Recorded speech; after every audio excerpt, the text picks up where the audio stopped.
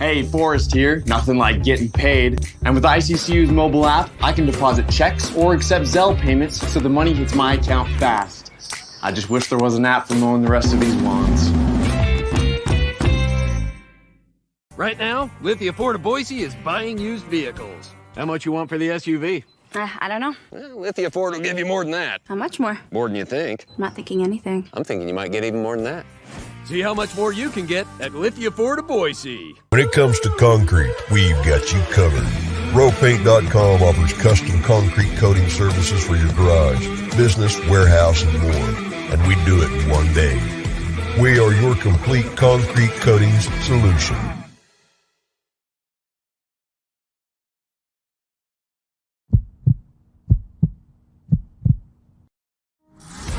This is Bronco Nation News Live. The best interviews, the most informed opinions, the latest breaking news, all from the top Boise State insiders.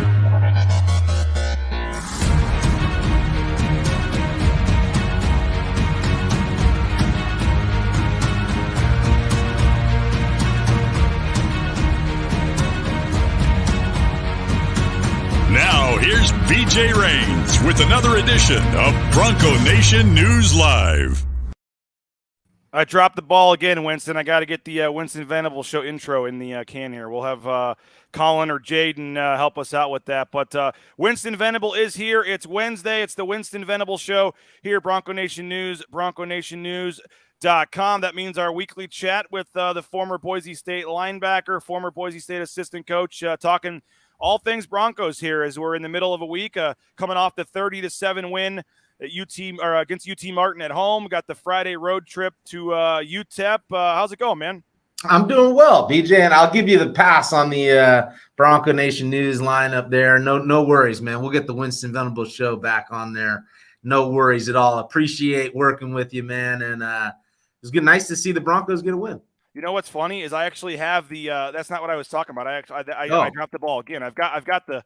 I just wasn't paying attention. We were talking about San Diego, and I wasn't getting ready for the show. And but there's the background. We have the official background. I thought that's what you were talking about. No, I think you deserve your own intro, like for the weekly show here. We're gonna work on that. But yeah, we got the correct background now. Apologize for that. I am on the road in San Diego. We were talking about that. I'm trying to see Albert Pujols hit 7 home runs tonight, man. Well, tonight or tomorrow, but Padres got the lefty going tonight, so maybe I'll see some history, man. What do you think that ball's worth if I could catch it out in left field? 700 I don't know. runs. I just saw there was news that a fan was giving Aaron Judge his ball back for free, and I think that maybe give it back for free, but I'm guessing that guy gets taken care of. So oh yeah, you got some jerseys and I'd want some jerseys, a couple bats, balls, let my kids get the chance to meet him, probably would be on the list, but I don't think I'd probably go crazy and ask for a lot of money or anything. But who knows? Maybe I could fund maybe I could fund you full time or something for the show if I could. Get the kids in the batting cage or something. Hit the ball with Aaron Judge, something like that. That would be cool. Yeah, hitting lessons with Albert Pujols. That would probably be worth that. That might be worth it. That's a pretty cool. Yeah, I saw Judge got 60, and he's one away from Roger Maris. I guess I remember growing up in the Mark McGuire chase in '98. Oh, yeah. That's when he was going for 70. So I remember all that. So, yeah, it's a fun time. You got baseball going on. You got college football. You got the NFL. It's a fun time right now, man. And Boise State's going to go down to UTEP on Friday. And did you recruit? You recruited much, some in Texas, obviously with Ashton Genty, right? But was Texas your area at all, or? No, not necessarily. I did recruit a little bit of Texas, but that was mainly because Genty was down there. So we went and visited a couple other schools, but no. Well, there's a lot of talent out there in Texas, along with Genty and Taylon Green, and Broncos have always had success recruiting in Texas. So I definitely saw that article about Avalos and those guys wanting to spend more time in Texas, and why not? There's a lot of good football players over there.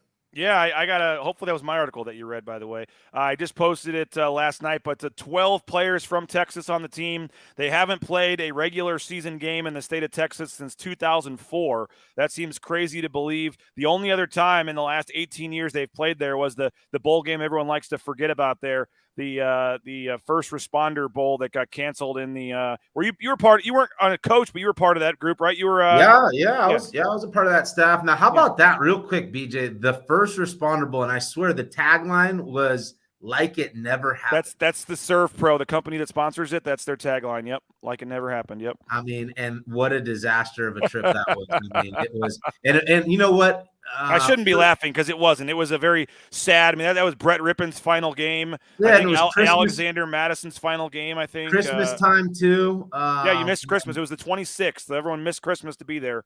Traveling back, I'm sure you wrote an article on the travel. I mean, people were. Oh, it was amazing. I was stuck in the airport myself with everybody, and then I remember Spencer Danielson got a lot of the San Diego guys in a pickup and just took off driving. There was all kinds of stories about that. Yeah, it was I've been in some bad storms before, being from the Midwest and St. Louis and Kansas, and that was a rough 12 hours of just downpours, and that airport was an abs. Me and Matt Wells, the Texas Tech coach, Matt Wells, that was at Utah State. Yeah, he had just taken the job at Texas Tech, but he was trying to get back to Lubbock from Dallas on a flight with his family, and that got delayed. And so I was in the Southwest line to get our flights changed for like an hour and a half, talking with Matt Wells. We're like best friends now after we were stuck in the line for that long. But that was a disaster. But being back in Texas, there's 12 kids on the team, like I said, Winston. We talked to Herb Gums about it yesterday. I mean, I know it's El Paso, and it's like a 12-hour drive or something to Dallas. I mean, it's not exactly like you're going from Southern California, to a different. I mean, it's a different part of Texas, but it is still technically Texas. What does it mean, do you think, to those 12 players that get to go home, and what is it about Texas football that those guys take a lot of pride in, you think? No, absolutely. I think I know we played in California a few times, whether it's San Jose, Fresno, San Diego, wherever, but you definitely catch the sense, and there's a lot of California kids on the team, but you're catching a different energy. It's like, hey, we're going back to Cali, right? Like, we're going home. Whether that is San Diego, Fresno, even if you're a SoCal kid and we're going to Fresno, it's kind of like, hey, we're going back to Cali. And guys get off the bus and the plane, and they can taste that home air or whatnot. So it's the same thing for those guys from Texas. It's like, hey, they're going back home. No matter where on the map, in Texas they're going, it's like, hey, that's a road trip for the family. They're going to have some familiarity with the smells and the sounds and the sights. So you get fired up when you're going back home. Now, lost BJ there. I'm here. You got me? Yeah. We good? Yeah, we're in a hotel Wi-Fi dealing with this the best we can. So, Winston, this may become a solo show for you at some point. But the only comments that Winston likes are the ones that talk about how great he was as a player here. So we'll stroke his ego a little more. The best tackle by Winston, 2009 versus the Fresno State QB. Also had a pick 6 during that game. Sure did. Yeah, against Fresno in 2009. Yeah, that was kind of a little coming out party. That's like me going back home to California, Fresno, right? I'm a Bay Area guy. Fresno State, not too far away. Start the season off with a little pick 6, and that was kind of, I think, third game of the season. So kind of a coming out party for me, and put myself on the map with that game, and it was fun. They do say, Andy did say he wants to get more games in Texas. Obviously, what would it do if you could get a game? I don't know. Nothing against UTEP, but I'm not sure how much that game by itself is helping. But if you can get a SMU, maybe in the Dallas area, they're going to go to Houston in a couple of years. They've got Rice on the schedule, like in 2032 or something.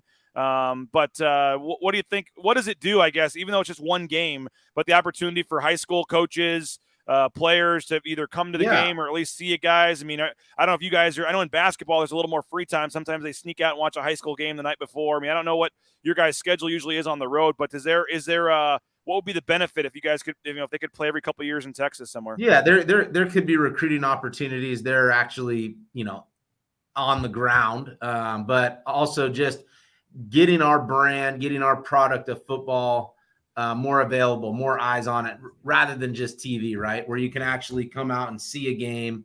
That just has more power to it. They can actually see that product and what it looks like out on the field, and our fans can come out. You're going to have some blue and the orange floating around the city. It brings attention to the program and lets fans see the product. And maybe there's people that can't catch our games on TV and they have an opportunity to never seen us play. And it's like, bam, the Broncos are in town. Does it help too, or if you're recruiting a kid that you can say, hey, we are coming back to play in Houston in 2025, and we are coming back? Oh yeah, absolutely, no doubt about it. When you're looking through a schedule, and yeah, you're talking to the parents about that too, for sure. You hit that on the head right there for recruiting purposes. Hey, we are broadcasting from the Cutwater Canned Cocktail Studios. Pick up a Cutwater Canned Cocktail, a perfectly pre-mixed mixed drink next time you're at the grocery store or gas station. It's a perfect drink. Friday night, 7 o'clock. Grab a couple of these at your local grocery store and have them while you're watching the Boise State UTEP game. If you're looking for a new career change, transportation compliance service, check them out. Whether it's the big rig on the screen or the Amazon truck you see in your neighborhood, they can help you every step of the way to get out there and becoming a truck driver and towing that first load in no time. Check them out, transcompservice.com. The Blue and Orange store as well. Free shipping. What an offer. Free shipping on any order over $40. You just go online, theblueandorangestore.com, make an order of $40, and you get free shipping. So take advantage of that. They got all the NIL shirts, all that great stuff, the coaches' sideline apparel, the new Nike jerseys. You can also check them out in person, the Blue and Orange store at the Boise Town Square Mall. Pro Image there at the mall. They got the Pro Image out at the Village as well. So make sure you check out the Blue and Orange store and our friends Travis Hawks, David Gardner. We appreciate their support of the show here. Now, a lot of talk the last couple of days, Winston, as we shift to what's going on the field here. The first half looked great against UT Martin, 251 yards, 20 points. They're moving the ball. And then the second half, 76 yards, I think it was. It was like 3-1 run to pass. Things kind of came to a halt, and it was more of a ground and pound, ball possession type of team. And, we had Coach Ridd on our post-game show after the game, and he kind of was the first one that brought it up and said, he goes, well, from what I saw, they weren't really trying to score. They weren't really trying to move the ball. That they had the lead. They wanted to protect it. They're playing situational football. No need to, air it out and show everything in your tank, for future games. Keep all that, stuff in the bag. A lot of fans didn't like hearing that. They said the one way to protect the lead is, to keep scoring, keep the lead, make the lead bigger. And so a lot of angst, I guess, in Bronco Nation the last couple of days. And I know you're a hard-working man, so I don't know how much on social media or wherever, if you've heard some of this, but it just seems like a lot of people are not excited. That it sounds like Tim Plow in his press conference Monday saying that they're now a team that's going to huddle more, they're going to lean on the run more, and, the identity of this team is maybe changing a little bit, and fans aren't loving that. They don't love, hearing that they're not going to try to score 50 points to get 500 yards a game. But you got a defensive head coach in Andy Avalos, and it sounds like, you got a great defense. They want to, the win's the same, right? Whether you win by 1 or 40. And I know that's hard for fans to hear. They want to win pretty, not win ugly. But what's just your take, I guess, on what we saw last Saturday and kind of the evolution of this offense and this team here? Yeah. We could probably talk about this one for a while, because I think there is a lot of different ways to look at it. Fans' perspective, winning sometimes isn't good enough, right? Just that 1 point lead is not good enough for fans. A 1 point win for the team is probably a win's a win. That's great. They're going to look at all the things they need to work on. They're going to be excited about the things they did well, but you can still dominate a football game with a 1 point score. It's not going to be pretty to the fans, but there's going to be a situation, which I think they were working on this week, where they're playing a big-time team, Fresno State, San Diego State, Air Force, and it's a tight ball game. It's tighter than, 30-7 or 20-7 at one point. And they're going to need to keep the ball in the Broncos' hands, pound the rock, and wear out the other team's defense, and not give them the opportunity to continue to score. So, every time we score as a Broncos, that's another opportunity for the opponent to get the ball back and do something. Or the more we're trying to throw it, the more opportunity for interceptions, the more opportunity for sacks, more opportunity for negative plays. So, it's not always going to look great and sexy to the fans, but they're working on things out there. They're working on establishing the identity of their offense. They're adjusting things to figure out, okay, we get up in a lead. When we're playing a team, how are we going to finish them? We're going to pound that rock, keep them limited on possessions, and go get this win. I think your mic's cutting out on me, BJ. But... I was muted. I muted myself there. Last time, a couple of weeks ago, I did you wrong. I spliced your clip. I put it on Twitter, and everybody went crazy about the expectations, that you said were too high sometimes for fans, and people got on you a little bit for that. But I think that, we're Bronco Nation has very high expectations, Winston. They want to go back to the Kellen Moore days, and I'm not saying they shouldn't. They should have those. That's great. You should strive for that. That every team should want to win the game 50-0 or whatever, but it seems like with this team right now, that's not going to happen. It seems like this team, it sounds like, and you were in obviously on the offensive staff last year. I remember when Tim Plow was hired, it was, hey, they're going to go as fast as possible. They're going to sprint up to the line. They're going to this high tempo, high octane stuff.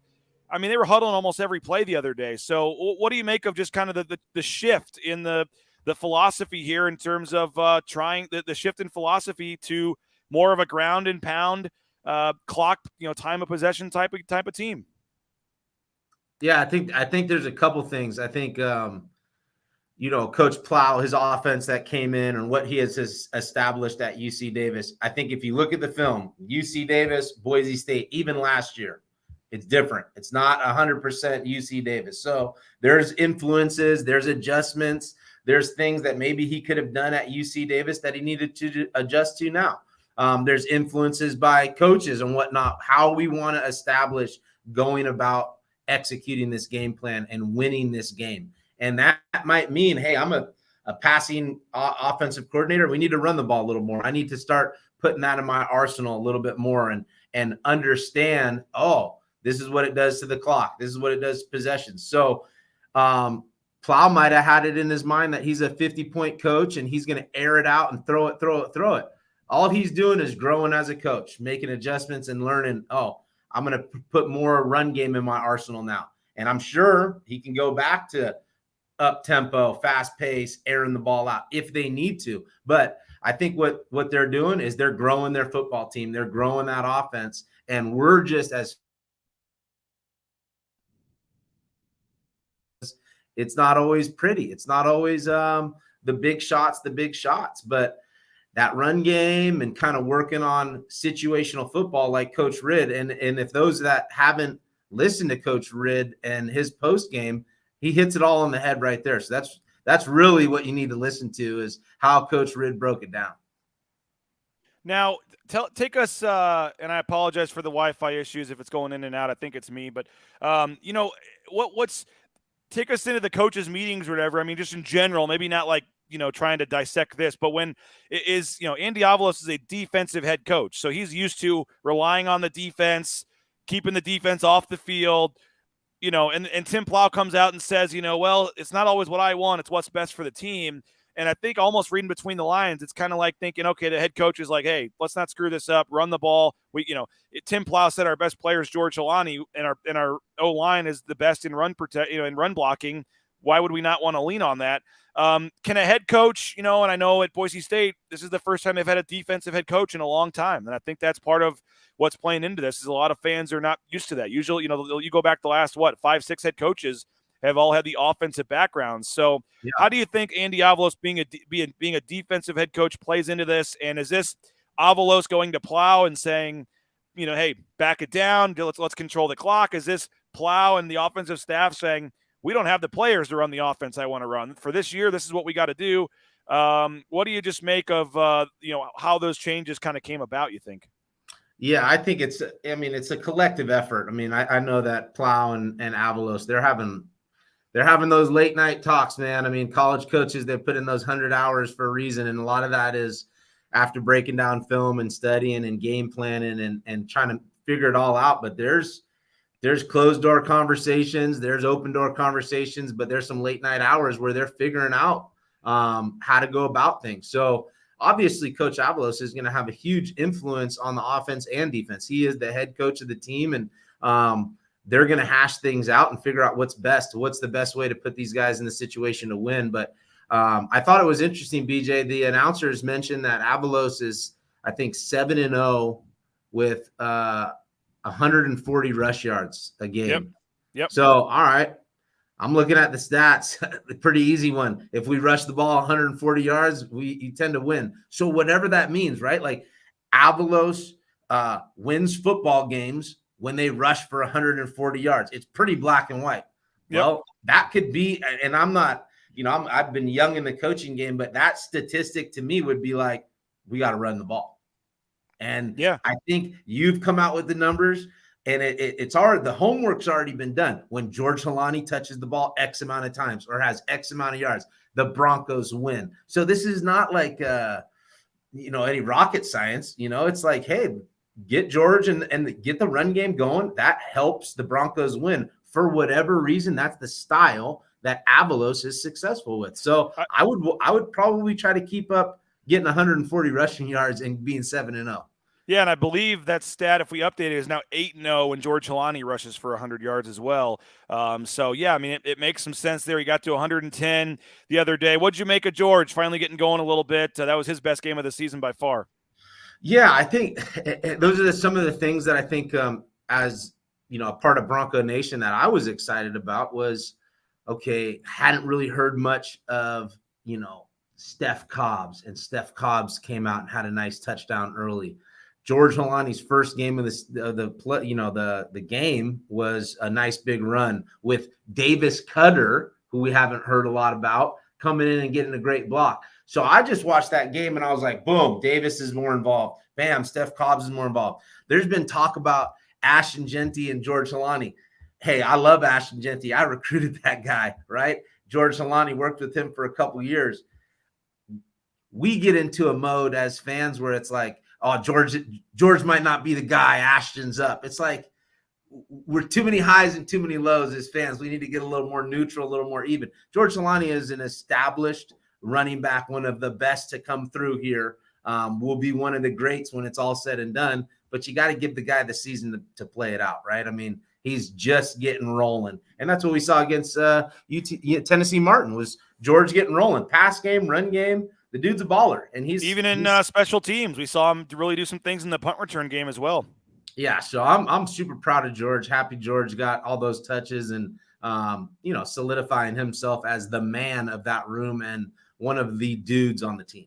Hey, if you're looking for a new dentist, check out BoiseDentistryCo.com. Locations across the Treasure Valley, full family dentistry. You can take your kids, your wife, your grandma, your aunt, whoever. BoiseDentistryCo.com. Make sure you check them out. Appreciate Dr. Minor. Just does a tremendous job. My kids happily, our whole family goes to Dr. Minor there at Boise Dentistry Co. United Commercial Insurance as well.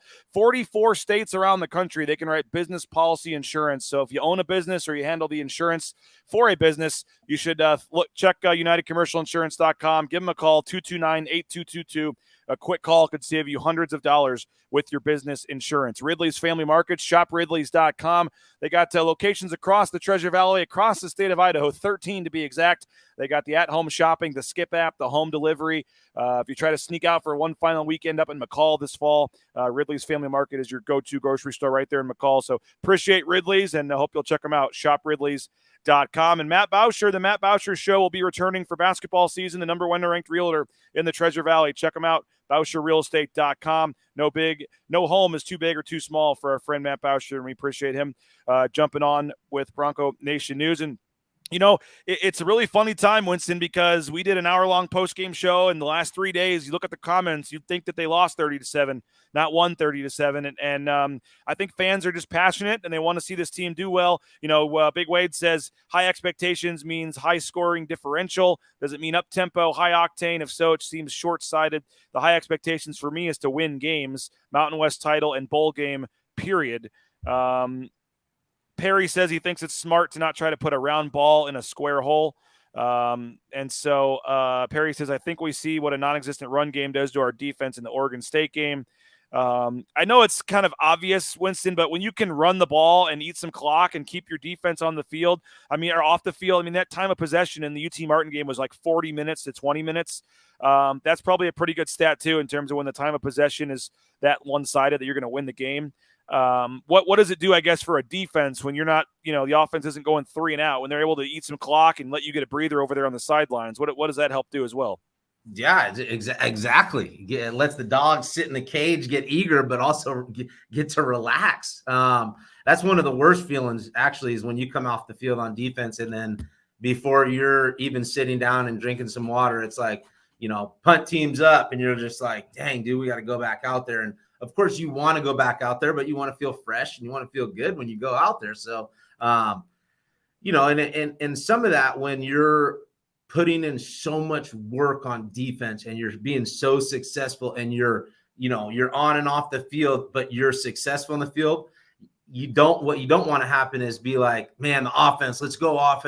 You start getting that, where you're doing your job, but they're not, and you become sides, and that's just a scary deal. And you don't want that to happen. So when the offense is out there and can control the ball and can control the clock, defense can stay hungry in that cage on the sideline and just be ready to go out there and attack.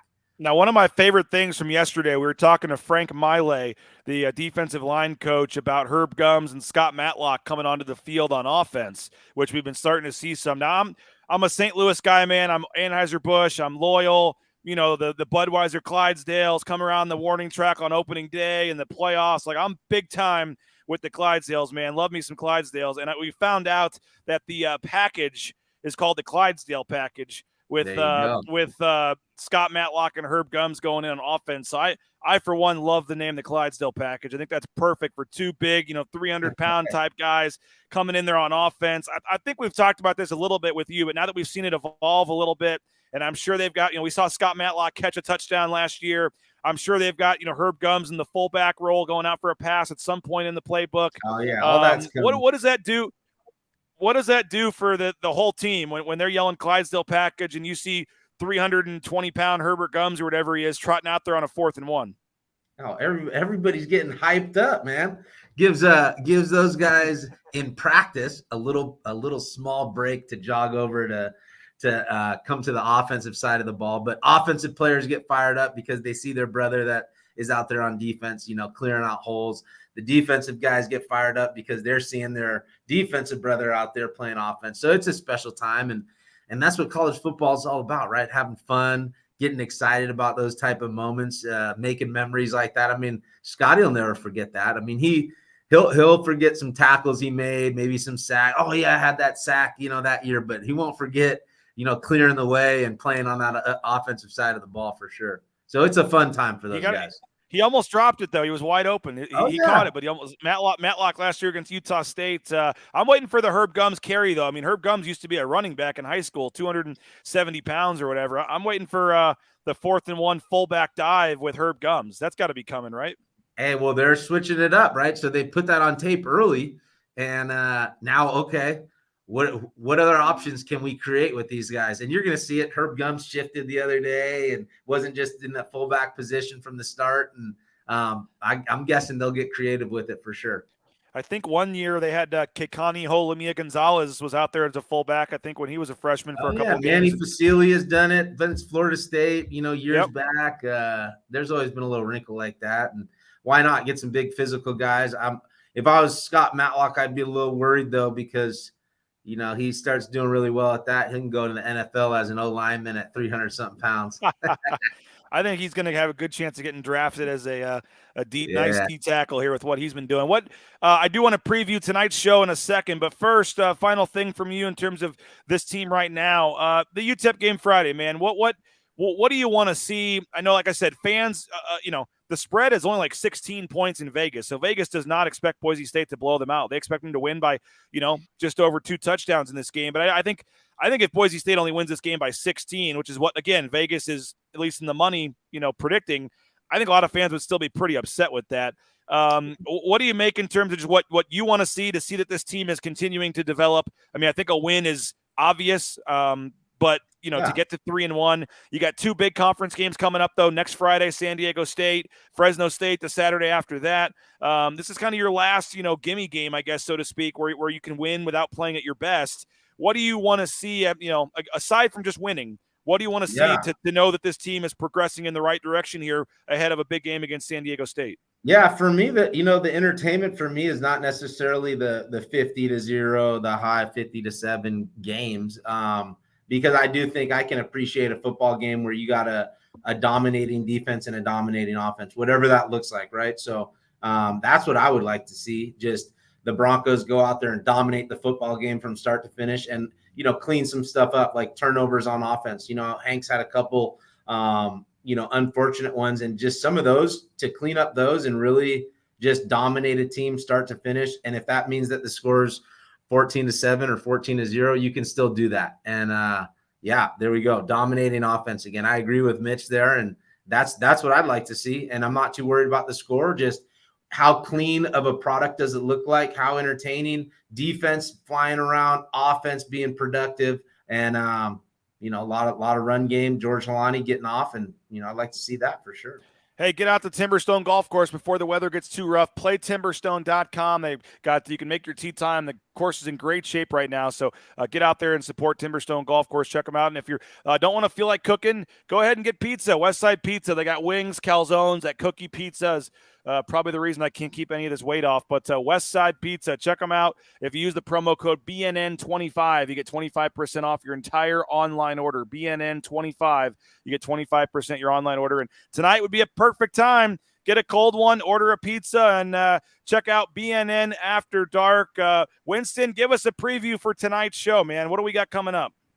Well, tonight, I think that pizza, hit that subscribe button and get lined up with BNN After Dark, because Ryan Winterswijk, one of the best defensive ends in Boise State history, will be joining Johnny and I, and we're going to get after it, man. It's going to be a good one, and Winterswijk has a great story to tell, and he's a heck of a player on the blue, a local guy, and doing stuff in the community. So it'll be awesome for Bronco Nation to get to hear from a guy like that.